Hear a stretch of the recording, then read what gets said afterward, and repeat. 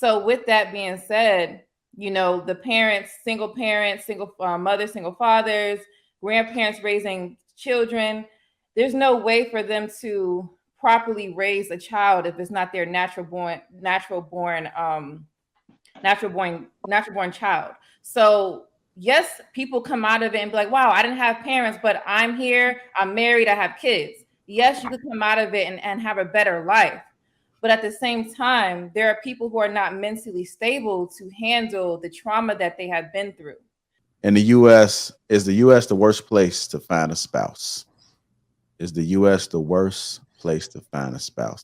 I'm gonna play this clip. It is one sided, but I did want to open it up to just ask in general from both sides. Is it the worst place to find a spouse?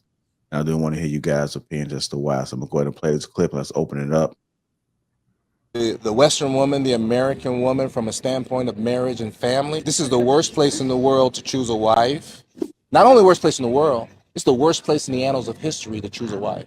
Attention to a woman is like crack cocaine. And so she's seeing these things on the internet, and she's got guys in her DM, and they're giving her a false idea of their value. Male attention is monopoly money.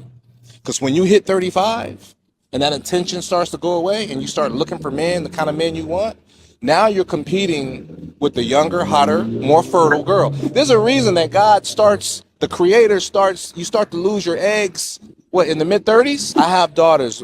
My youngest daughter just graduated from college. She's 22. My advice to them, find the best man you can at your youngest age and settle down with him. And if that man is 40 years old, you'd be okay with it? 40? Yeah. As long as he can provide for her and she loves her, he's going to treat her right, absolutely. As long as they're an adult. It's okay for an 18-year-old or a 19-year-old to have and have sex and put it all out on the internet. She's old enough to do that. She's old enough to be in a relationship. And what does God say, by the way? What does nature say? Nature says that women typically get their period like in their early teens, maybe 12, maybe 13 years old. In my opinion, that's nature and God saying he's preparing you to get ready for childbirth. It's always from tradition, and you go to other countries, the same thing. You find younger women with older men because the older man is more seasoned. All right. Let's go ahead and go to Lady Di first. What are your thoughts about that? In the U.S., the worst place to find a spouse is the U.S. the first place to find a spouse. Well, I wouldn't. It's just the way how we're raised here. So a lot of us just don't have the right upbringing because a lot of our parents either never got married, they weren't around. We have the foster care system, we have grandparents raising us, aunties, right? That's just a lot of our lifestyles. Sometimes we can see, the great families that have the mother and father and, they've been married 50 years. But honestly, you don't see a lot of that.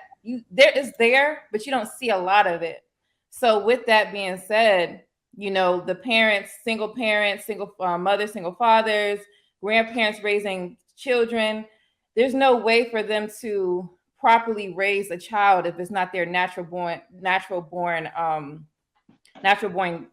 child. So yes, people come out of it and be like, wow, I didn't have parents, but I'm here, I'm married, I have kids. Yes, you could come out of it and have a better life. But at the same time, there are people who are not mentally stable to handle the trauma that they have been through. So with that being said too, there's not a lot of education out there for people to get help mentally, right? So if that's the case, I would say it would be hard to find a spouse here because tradition is not being met. Everybody's doing their own thing, having their own religion, practicing whatever they want to practice, not doing anything, believing in God at all. Okay, so it's going to be kind of impossible to find like the great spouse if we're just talking about marriage, which is being committed, learning that marriage is sacrifice, not about happiness all the time, learning how to stay with somebody even though you had an argument, So if people here, us together in America, knew how to be with each other without disrespecting each other, listening to when people talk, having a conversation instead of an argument, right? Actually resolving issues in the household instead of blaming this person and that person, then I would say yes. But from what I'm looking around me, I would say that it would be very hard to find someone that is going to be a great spouse for you long term to death. So I would say it is the worst place. Okay. Precious, I'm gonna go to you. Is the U.S. the worst place to find a spouse? Is it the worst place? What I will say, in other countries, they have practiced arranged marriages. I was actually just talking about this with a friend either today or yesterday. And they were saying, you know, why don't we practice that here? Like, why don't we practice putting two people together, getting to know their family backgrounds, making sure they'll, you know, be compatible, or at least two good individuals in a relationship where they can make it work in marriage. Now, like Lady Dot said, nobody is traditional anymore.